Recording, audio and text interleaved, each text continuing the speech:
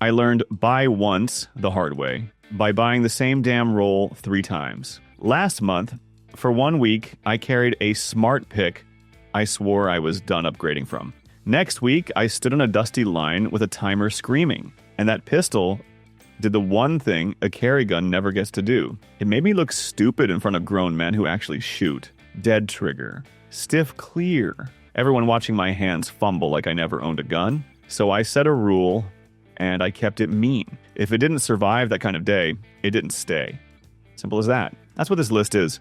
Not hype, not deals, not internet favorites. And 2 things happen in this video. 1 pick I use to clown, flips me in public, and 1 pick runs like a machine but still doesn't sit right with me. That's when I realized I'd been buying wrong.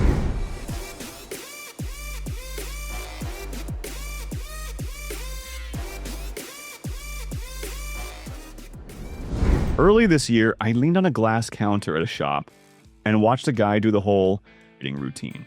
Newer, flashier carry pit. He talked like he was finally getting seats. Clerk asked what he wanted instead. He didn't point at some boutique, didn't ask about the hot new thing. He said, another Glock 40 XMOS. That answer irritated me. It's the most unsexy choice. No romance, no bragging rights. Just a thin optic cut and the same plain controls everybody pretends. I asked him why he was going backward. He said he tried 2 options and both turned carry into a damn project. More adjusting, more gear swapping, more little problems that didn't show up on a spec sheet. A truck at the grocery store over living. And the 4XMOS still reason people ignore it. Capacity. Pick it up and feel like they're getting shorted. Plus, it's Glock boring. Triggers still Glock. He paid, acted out calmer than he went in. I stood there annoyed because I couldn't tell if he bought peace or if he quit looking for better. The next one, I laughed at him. The VP9's got this one annoying thing that makes me avoid it. That damn paddle mag release. Under stress, my thumb goes looking for a button that isn't there, and it makes me feel dumb for half a second. Last month, that half second finally pissed me off enough that I stopped dodging the VP9. What kept getting to me wasn't YouTube hype. It was regular shooters. Not collectors, not brand loyal guys. Just normal people walking up, grabbing a VP9, and then never talking about what's next. That's usually a red flag. When everybody starts picking the same thing, there's always a catch. So I ran it for real in 1 straight session, no bouncing around. Cold start, then I sped it up until I started making small mistakes, rushing the draw, grabbing the gun a little off, trying to force a reload faster than my hands wanted to move. That paddle got me once. I hit air, felt my stomach drop, and I thought, there it is. That's why I don't mess with this. Then the rest of the session kept going. Clean, easy. The gun didn't feel like it was helping. It just didn't fight me. My brain quit babysitting it. Somewhere in the middle, it clicked. People don't upgrade from a VP9, they stop there. And that still sits weird with me, because it feels too simple to be that final.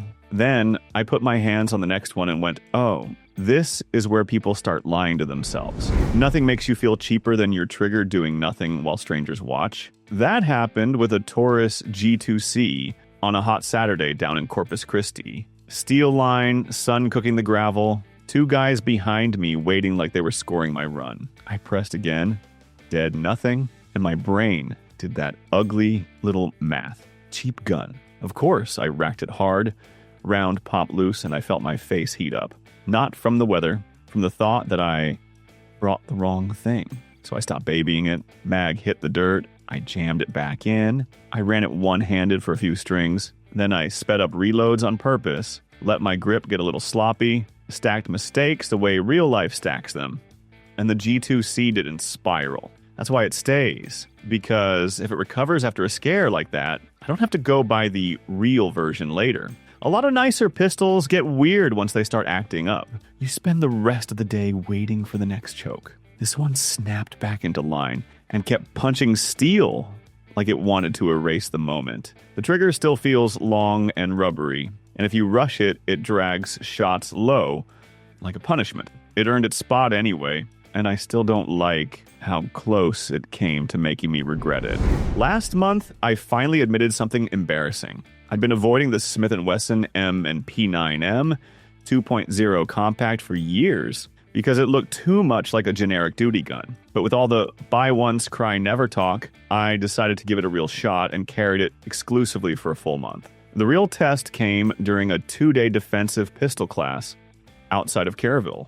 Day 1 was fine. The gun ran smooth, the flat trigger felt surprisingly good, and it ate everything I fed it. I started thinking maybe I had judged it wrong. Day 2 was where it turned on me. It was 98 degrees, my hands were pouring sweat, and we were doing stress drills. Shooting after sprinting, weak hand only, reloads under pressure. Halfway through the afternoon, the M&P started getting sluggish. On one string, the slide didn't lock back on empty 3 times in a row. I was standing there in front of the whole class, fumbling with a gun that was supposed to be dependable, feeling like a damn idiot. I took it home that night and couldn't stop thinking about it. This is the gun people say you can trust for years, but those little failures in real heat and dirt left me uneasy. The biggest thing that still bothers me is how quickly the grip becomes slippery when you're actually sweating hard. Not ideal for Texas carry. I wanted this to be my forever gun. Now, I'm not so sure.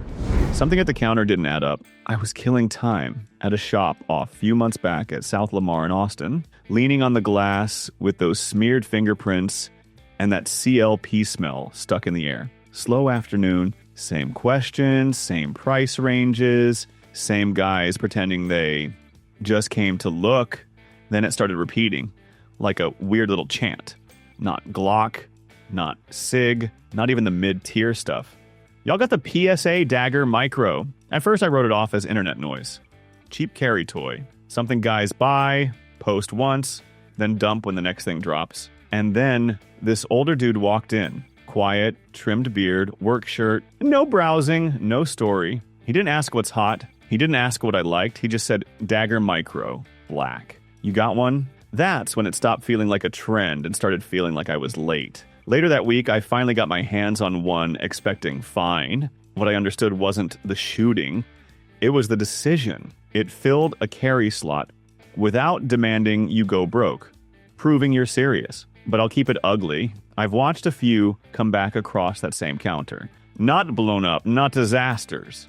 Just guys quietly trading them off like something didn't sit right after a week. And when a buy once gun comes back that fast, you start asking what people aren't saying out loud. Then I grabbed the next one on the list and the whole vibe changed.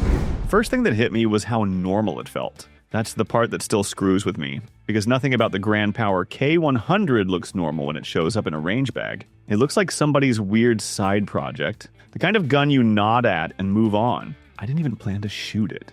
Weekday lanes in Amarillo, a fluorescent hum, brass rolling back under the divider. I was there to run my own stuff and get out. A guy I barely knew unzipped his bag, slid this thing across the bench and didn't say a word. No brand speech, no you gotta try this. Just hands it over like a spare mag. That already felt wrong. Most guns outside your system make you pay a tax. Grip angle, trigger feel, controls, something. You spend the first mag translating. I didn't have to translate with the K100. First few shots, I kept waiting for the catch. Some weird recoil, some timing issue, something that forces you to adjust. Instead, I just started hitting what I aimed at like I'd owned it for a year. It's not supposed to happen with somebody else's pistol. Here's what still bugs me. It's not a grab parts anywhere gun. Mags, holsters, little stuff. You feel that scarcity fast if you actually commit. And the next one doesn't feel normal at all. It feels like a decision that comes back across the counter. I kept running into the same guy in Lubbock. Different days, different places, same beat up Beretta. 92 FS riding on him like it grew there. The gun looked tired. Finish worn shiny on the edges. Dust in the serrations. Mags that looked older than half the guys at the line. Not collector, tired. Working tired. One day, I finally asked him, why the hell haven't you switched? There's lighter, easier, newer, everything. He didn't argue, didn't defend it, didn't explain it. He just shrugged and said, already tried that. Then he went right back to what he was doing, like I was asking him the time.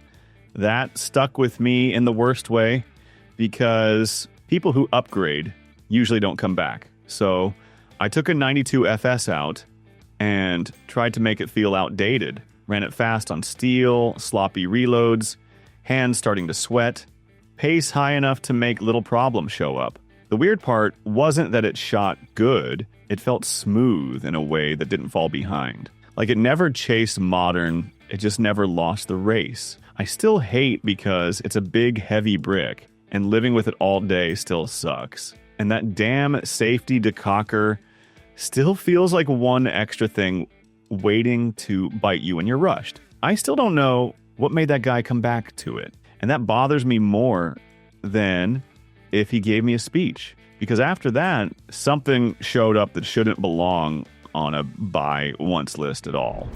The Archon Type B Gen 2 messed with my head before I ever fired a round. San Antonio, late afternoon, shop AC, losing a fistfight with the heat. Guy behind the counter wipes the glass with a tired rag. And I'm standing there holding this thing, thinking the only smart question that matters, if it breaks, who the hell helps you? That's the fear nobody says out loud. Not price, not recoil, orphan fear. Dropping $1,000 on a gun and then begging the internet for parts like an idiot. So I bought it anyway and drove straight to the range like I was trying to catch it lying.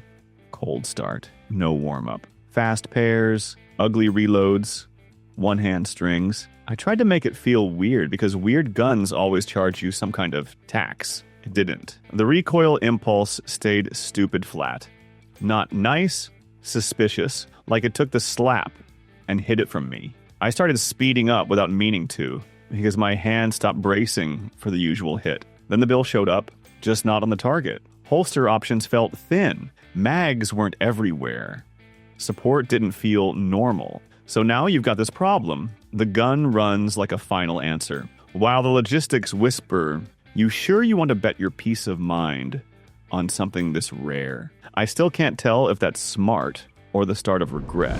That's the buy once, cry never test. Does it still feel like the right call after the excitement burns off? Not when it's clean, not when you baby it. When it's hot, you're tired, your draw gets sloppy, the mag hits dirt, and you don't get a second try. These are the ones that don't get replaced. And yeah, one of them still bugs me. It runs. It earns its keep. I still don't fully trust the feeling it gives me. And that's the part I hate admitting. Drop this in the comments. Which handgun did you upgrade from, then buy again because you missed it? And which one on my list is a trap? I'm Steve. Trust stays on probation.